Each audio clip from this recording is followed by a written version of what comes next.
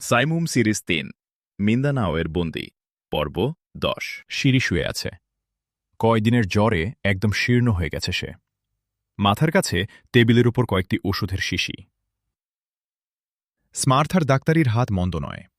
তার প্রেসক্রাইব করা ওষুধ খাওয়ার পর থেকেই জ্বর কমতে শুরু করেছে। শিরি ও মুরহামসার দুজনেই স্মার্থার প্রশংসায় পঞ্চমুখ। মেয়েটির ব্যবহার সত্যিই ভালো। বিশেষ করে স্মার্থা আহমদ মুসাকে খুব শ্রদ্ধা করে। দেখে মুরহামসার আরও খুশি। কিন্তু স্মার্থার মুখ থেকে আহমদ মুসার এত বেশি প্রশংসা শুনে ভালো লাগেনি শিরির। বিশেষ করে যখন স্মার্থা বলেছে, জীবন দিয়েও আমি তার ঋণ শোধ করতে পারব না। তখন কথাটা শিরির মনের কোণায় যেন খচ করে বিঁধেছে। শিরি মনকে শাসিয়েছে। ওকে যদি কেউ ভালো চোখে দেখে তাহলে তো খুশি হওয়ারই কথা। আর তাছাড়া ওর ওপর কি অধিকার আছে শিরির? ভুল করেও কি তিনি কখনো তার প্রতি চোখ তুলে চেয়েছেন? চিন্তা এ পর্যন্ত গড়াতেই শিরির চোখ জলে ভরে আসে। ভবিষ্যতের ভাবনায় শিরির মন উদ্বেল হয়ে ওঠে। ধুলার পৃথিবীতে শুয়ে সে কি আকাশের চাঁদ ধরতে পারবে? কিন্তু কি করবে সে? সজ্ঞানে তো সে এ অপরাধ করেনি। তার হৃদয়ের কোনো অপরিচিত উৎস থেকে এসেছে এ প্রেরণা। হৃদয়ের এ একান্ত চাওয়ায় কি কোনো পাপ আছে? কেঁপে ওঠে শিরি। শিরির দু চোখের কোণায় দু ফোঁটা অশ্রু টলমল করছিল। এ সময় স্মার্থা প্রবেশ করল ঘরে। স্মার্থাকে পৌঁছে দিয়ে মুরহামসার বাইরের ঘরে চলে গেল। স্মার্থা শিরির দিকে চেয়েই বলল, শিরি, তোমার চোখে জল কেন? কাঁদছ কেন তুমি? শিরি তাড়াতাড়ি চোখের পানি মুছে ফেলল। কিছু বলল না মুখে। স্মার্থা তার পাশে বসল। বলল, কাগায়ান থেকে কোনো খবর এসেছে? এসেছে। কি খবর? পিসিডা কাগায়ান দখল করেছে। মাইকেল অ্যাঞ্জেলা এবং ইরগুঞ্জাই লিউমির, ডেভিড ইমরান নিহত। চমকে উঠল স্মার্থা। অ্যাঞ্জেলা নিহত? এক উষ্ণ স্রোত বয়ে গেল স্মার্থার রক্তকণিকায়। কিন্তু মুখে হাসি ফুটিয়ে সে বলল, আমি কি ওদের খবর জিজ্ঞেস করেছি? তাহলে কি? আহমদ মুসার খবর। খচ করে উঠল শিরির হৃদয়ের সেই গোপন বেদনাটা। ওর খবর দিয়ে স্মার্থার কি? মুখ ভার করে শিরি বলল, ওর কি খবর আমি বলবো? শিরির একটি হাত নিজের হাতে নিয়ে স্মার্থা হেসে বলল, আমার কাছে লুকিও না শিরি। আমি প্রথম থেকেই বুঝতে পেরেছি। কিন্তু নায়ক কি জানেন এটা? হেসে বলল স্মার্থা, জানি না। মুখ লাল করে বলল শিরি। বুঝেছি, শিরির সুচিকিৎসার জন্য ওর এত গরজ কেন? তুমি ভাগ্যবতী শিরি। শিরির সারা দেহে এক উষ্ণ শিহরণ খেলে গেল। জ্বালাময় এ শিহরণে অসীম পরিতৃপ্তি।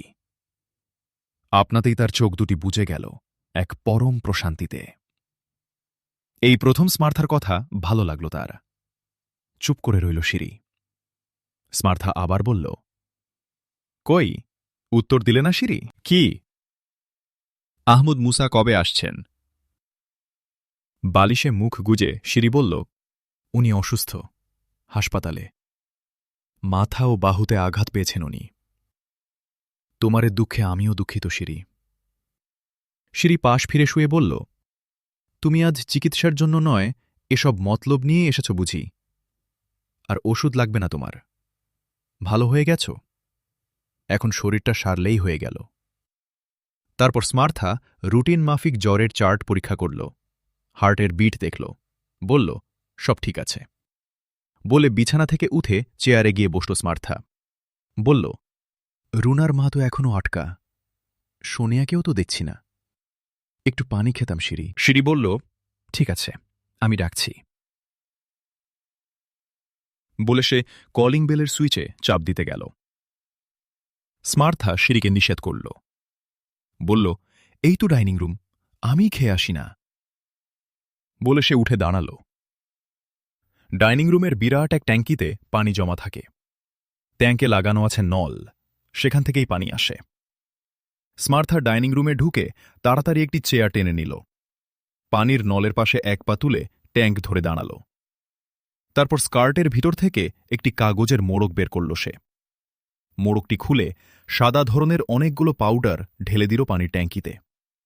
তারপর নেমে এসে চেয়ার যথাস্থানে রেখে দিল। জগ থেকে এক গ্লাস পানি খেল।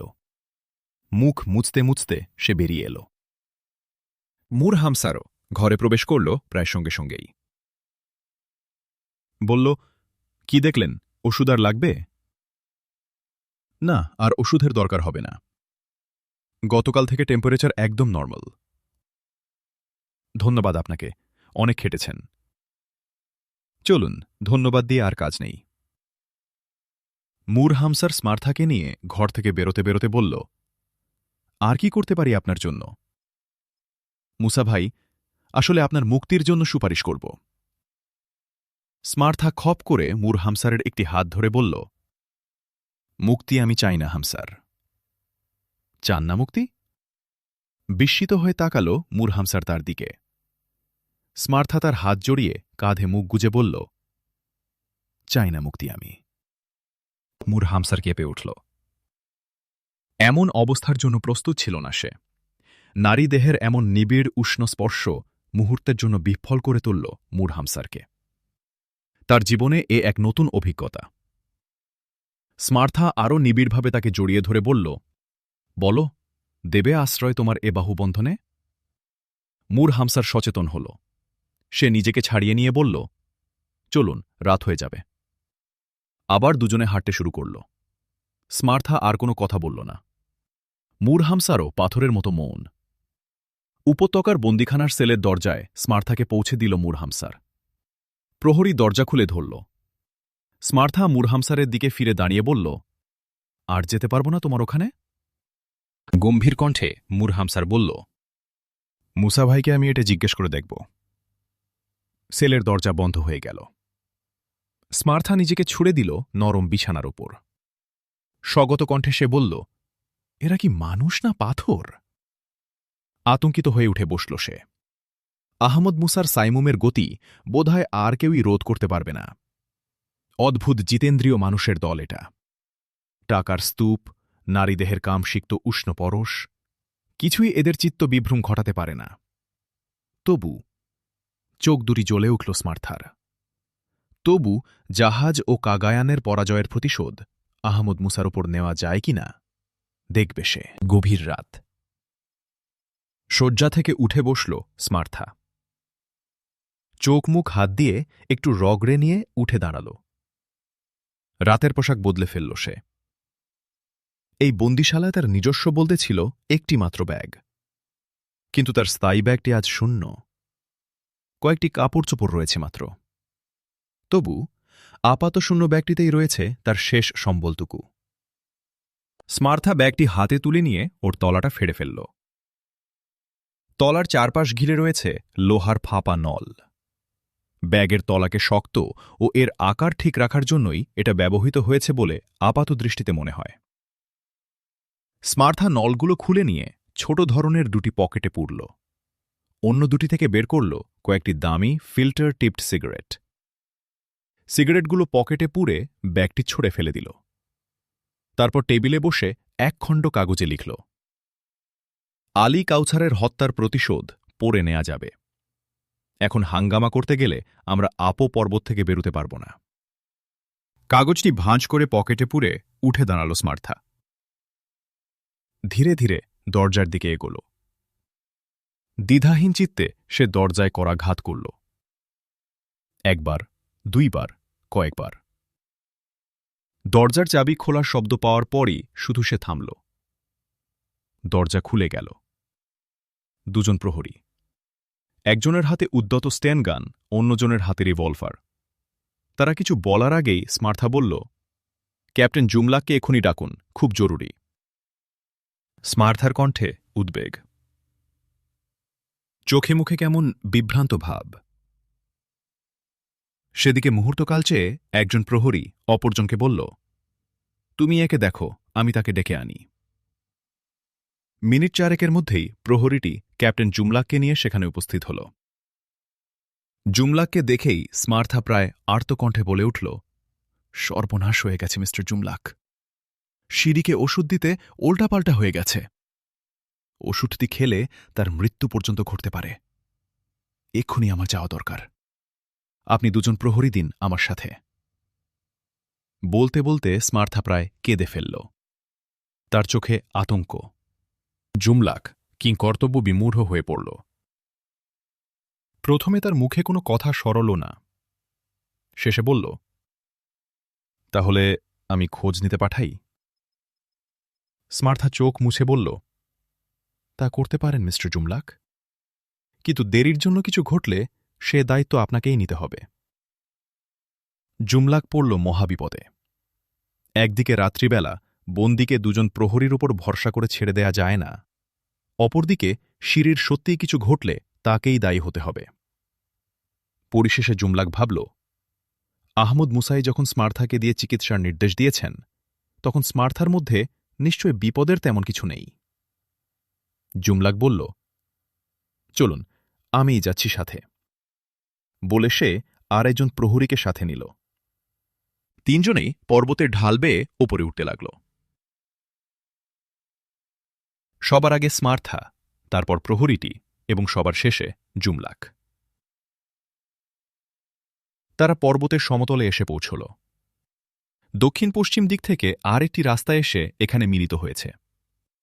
ওই রাস্তাটি পর্বতের পশ্চিম ঢাল বেয়ে নিচে নেমে গেছে। আপো পর্বত থেকে সোলো সাগরে পৌঁছার এটাই পথ। এখানে পৌঁছার পর স্মার্থা সবার অলক্ষ্যে একখণ্ড কাগজ ফেলে দিল হাত থেকে। পরক্ষণেই স্মার্থা হোঁচট খাওয়ার মতো হয়ে হুমড়ি খেয়ে পড়ে গেল। যদি কেউ খেয়াল করত, দেখা যেত স্মার্থা উঠার সময় দলা পাকানো এক টুকরো কাগজ তুলে নিয়েছে। সাবধানতাবশত জুমলাকের রিভলভার উদ্যত হয়ে উঠেছিল স্মার্থার দিকে, কিন্তু কোনো প্রকার সন্দেহ তার মনে স্থান পেল না। তারা এগিয়ে চলেছিল। সামনেই মূল ঘাঁটি, মুর হামসারের আবাসস্থল। প্রধান গেটের সামনে পৌঁছতেই সেখান থেকে কঠোর নির্দেশ এল, হাত তুলে দাঁড়ানোর জন্য। দ্বাররক্ষীর অটোমেটিক কার্বাইনের নল তাদের দিকে তাক করা। তিনজনই হাত তুলে দাঁড়াল। গেট ক্যাম্প থেকে প্রধান দ্বাররক্ষী আহমদ জালুদ তাদের কাছে এল। জুমলাক তাকে সব ঘটনা বুঝিয়ে বলল। আহমদ জালুদ একবার ভ্রু কুঁচকে স্মার্থার দিকে তাকাল। বলল, চলো, আমিও যাব। চারজনেই চলল এবার। ভিতরের গেটেও প্রহরী দাঁড়িয়েছিল, কিন্তু জুমলাক ও আহমদ জালুদকে দেখে সে একপাশে সরে দাঁড়াল। দরজা একটু ঠেলতেই খুলে গেল। বিস্মিত হল জালুদ। প্রহরীর দিকে প্রশ্নবোধক চোখ তুলে ধরতেই সে বলল, দরজা বন্ধ না করেই আজ ওরা শুয়ে পড়েছে? স্মার্থা দ্রুত সিঁড়ির ঘরে প্রবেশ করল। অন্য তিনজনও তার পিছু পিছু ঢুকল। সিঁড়ি বিছানায় পড়ে আছে। ঠিক শুয়ে থাকা নয় ওটা, দেখে মনে হচ্ছে হঠাৎ করে জ্ঞান হারিয়ে ঢলে পড়েছে বিছানায়। স্মার্থা তাকে পরীক্ষা করল। জুমলাক, আহমদ জালুদ ও প্রহরী তিনজনেই গজ তিনেক দূরে দাঁড়িয়ে থেকে উদ্গ্রীবভাবে দেখছে স্মার্থার কাজ। তাদের চোখে মুখে উদ্বেগ। তারা বুঝতে পারছে সিঁড়ির কিছু একটা হয়েছে। স্মার্থা উঠে দাঁড়াল। আহমদ জালুদ বলল, কি দেখলেন? স্মার্থা কোনো উত্তর না দিয়ে কপালের ঘাম মুছে পকেট থেকে একটি সিগারেট বের করে মুখে পুরল। টেবিল থেকে দেশলাই নিয়ে তাতে আগুন জ্বালাল। তারপর তাদের দিকে ফিরে সিগারেটে একটি লম্বা টান দিয়ে বলল, সিঁড়ি অজ্ঞান হয়ে আছে। স্মার্থা আবার সিগারেটটি মুখে পুরল। আহমদ জালুদ কিছু বলতে গিয়েছিল। কেবল মুখ হাঁ করেছিল সে, কিন্তু কিছু বলতে পারল না। স্মার্থার সিগারেট থেকে এক ধরনের নীলাভ ধোঁয়া তীরের মতো ছুটে গেল ওদের দিকে। পরক্ষণেই তাদের তিনটি দেহই কলাগাছের মতো আছড়ে পড়ল মাটিতে। সিগারেটটি আসলে মারাত্মক একটি গ্যাস পাইপ ছিল। তামাকের ক্যামোফ্লাজে ঢাকা মুখের পর্দা পুড়ে গেলে গ্যাস বেরিয়ে সামনে ছুটে যায়। সামনের 2 বর্গগজ পরিমিত স্থান মুহূর্তের জন্য বিষাক্ত হয়ে ওঠে। স্মার্থা মুহূর্তকালও নষ্ট করল না। রাস্তা থেকে কুড়িয়ে পাওয়া কাগজখণ্ড সে মেলে ধরল চোখের সামনে। তাতে লেখা, আমি পাহাড়ের পশ্চিম ঢালে অপেক্ষা করছি 2টি ঘোড়া নিয়ে। জাম্বুয়াঙ্গোর জন্য পেট্রোলও সংগৃহীত হয়েছে। তাড়াতাড়ি কাগজটি মুড়ে দলা পাকিয়ে ছুঁড়ে ফেলে দিল স্মার্থা। তারপর কাঁধে তুলে নিল সিঁড়ির সংজ্ঞাহীন দেহ। গেটে গিয়ে প্রহরীকে বলল, ছোট সাহেবও অসুস্থ, ওরা তাকে নিয়ে আসছেন। তুমি আমার সাথে এসো, সিঁড়িকে ব্যারাকের হাসপাতালে নিয়ে যেতে হবে। প্রহরীটি মুহূর্তকাল দ্বিধা করল, তারপর পিছু নিল। প্রধান ফটকে গিয়েও স্মার্থা একই কথা বলল। মনে হল তারাও কোনো সন্দেহ করল না। বিশেষ করে ভিতরের দ্বাররক্ষীকে সাথে দেখে তাদের মনে কোনো প্রশ্ন উঠল না। তাছাড়া আহমদ মুসার নির্দেশ মোতাবেক স্মার্থা সিঁড়ির চিকিৎসা করছে, এটাও সবাই জানত। স্মার্থা এগিয়ে চলল সিঁড়িকে নিয়ে, পিছনে প্রহরী। তারা পর্বতের সেই সমতলে এসে পৌঁছল। স্মার্থা সিঁড়িকে কাঁধ থেকে নামিয়ে শেষবারের মতো পিছনে ফিরে দেখল, না, কেউ এদিকে আসছে না। প্রহরীটি সামনে এসে দাঁড়াল, বলল, কি হল, চলুন তাড়াতাড়ি যাই বলে স্মার্থা পকেট থেকে সিগারেট বের করল। সিগারেটে আগুন দিল। সেই আগুনের সাথে সাথে নিয়মিত নীলাভ ধোঁয়া ছুটে গেল এক ফলা তীরের মতো। মুহূর্তের মধ্যে প্রহরীটির হাত থেকে খসে পড়ল স্টেনগান। সেও আছড়ে পড়ল মাটিতে। স্মার্থা সিঁড়িকে কাঁধে তুলে নিয়ে এবার ছুটল দক্ষিণ পশ্চিম পথ ধরে পাহাড়ের পশ্চিম ঢালের দিকে। ঘামে ভিজে গেছে তার গোটা দেহ, কিন্তু জিরিয়ে নেওয়ার উপায় নেই। ক্যাপ্টেন জুমলাক ও আহমদ জালুদকে ফিরে না দেখে এতক্ষণে নিশ্চয় প্রহরীদের মনে সন্দেহের সৃষ্টি হয়েছে। তারা জুমলাক ও আহমদ জালুতের খোঁজে ঘরে প্রবেশ করলেই শিকারী কুকুরের মতো ছুটে আসবে এদিকে। সুতরাং যতটা সম্ভব তাড়াতাড়ি তাকে পৌঁছাতে হবে আলী আকসাদের কাছে। একবার ঘোড়ায় চড়তে পারলেই হল। আধ ঘণ্টার মধ্যেই তারা পৌঁছে যাবে সোলো সাগরের তীরে। কত দূরে আলী আকসাদ? আর চলতে পারে না স্মার্থা সিঁড়িকে নিয়ে। হঠাৎ সামনেই জমাট অন্ধকারের মতো মানব মূর্তিকে নড়ে উঠতে দেখে স্মার্থা থমকে দাঁড়াল। ও কি, আলী আকসাদ? বলল সে। কে?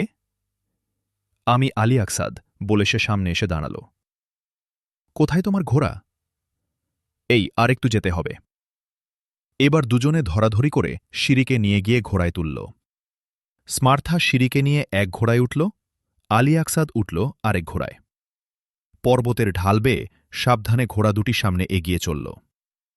আলী আকসাদের হাতে টর্চ জ্বালাতে সাহস পাচ্ছে না সে। ওদের চোখে পড়ে গেলে নির্ঘাত ধরা পড়তে হবে। ওরা তখন পর্বতের পাদদেশে নেমে এসেছে। এ সময় পর্বতের উপরে বিপদ ঘণ্টা বেজে উঠল। উপরে তাকিয়ে ওরা টর্চের আলোয় ইতস্তত ছুটাছুটি দেখতে পেল। স্মার্থার ঠোঁটে ফুটে উঠল বাঁকা হাসি। আহমদ মুসা নেই। মুরহামসারের ঘুম কাল সকালের আগে ভাঙবে না। ক্যাপ্টেন জুমলাক ও আহমদ জালুদকে অজ্ঞান হয়ে পড়ে থাকতে হবে আরও কয়েক ঘণ্টা। আর আপোয়ান উপত্যকার ব্যারাক থেকে তাদের সন্ধানে ওরা যখন পর্বতের এ প্রান্তে এসে পৌঁছবে, ততক্ষণ তারা অর্ধেকটা পথ পার হয়ে যাবে। নিঃসংকোচিত্তে দুটি ঘোড়া তিনটি আরোহী নিয়ে এগিয়ে চলল সামনে। পাথরের বুকে মাঝে মাঝে শব্দ উঠল খট খট খট। সাইমুম সিরিজ ৩, মিন্দানাওয়ের বন্দী, পর্ব ১১। আহমদ মুসা শুয়েছিল। ক্লান্ত সে। কাগায়ান থেকে ৩০০ কিলোমিটার পথ ঘোড়া খেদিয়ে এসেছে সে। আপো পর্বতে সিঁড়ির অপহরণের সংবাদ পেয়ে মুহূর্তও সে নষ্ট করেনি কাগায়ানে। আহমদ মুসা অ্যালেন্টোর হাতে কাগায়ানের প্রশাসনিক দায়িত্ব ছেড়ে দিয়ে ছুকে এসেছে এখানে। চোখ দুটি তার বুজে আছে, কিন্তু বড় অশান্ত তার মন। পিছনের এমন আঘাত আসবে কল্পনাও করেনি কোনোদিন আহমদ মুসা। মুর হামসার আহমদ মুসার পাশেই বসেছিল, তার চোখে দুর্ভাবনার কালো ছায়া। একদিন এক রাত্রির মধ্যে বয়স যেন ২০ বছর বেড়ে গেছে মুর হামসারের। অপহরণের কাহিনী ধীরে ধীরে সে বলে যাচ্ছিল আহমদ মুসার কাছে। অবশেষে সে বলল, ভুল আমারই হয়েছে মুসা ভাই। শেষের দিকে স্মার্থার ব্যাপারে আমি বেশ লিনিয়েন্ট হয়ে পড়েছিলাম। যদি আমি তার প্রতি সতর্ক দৃষ্টি রাখতাম, তাহলে ডাইনিং রুমের পানির ট্যাঙ্কে ঘুমের ঔষধ মেশানোর সুযোগ সে পেত না। আহমদ মুসা চোখ খুলল, বলল, ভুল তোমার নয় বন্ধু, ভুল আমিই করেছি। প্রথম ভুল করেছিলাম জাহাজে। ওকেও কামরায় বেঁধে রেখে না এসে। সে ভুলের জন্য অনেক প্রতিকূলতার মোকাবিলা করতে হয়েছে আমাকে। দ্বিতীয় ভুল করলাম ওর দ্বারা শিরির চিকিৎসার নির্দেশ দিয়ে। জানি না এ ভুলের জন্য কি খেসারত দিতে হবে আমাদের। আহমদ মুসার কথা শুনে কেঁপে উঠল মুরহাম স্যার। অন্ধকার এসে যেন ছায়া ফেলল তার চোখে মুখে।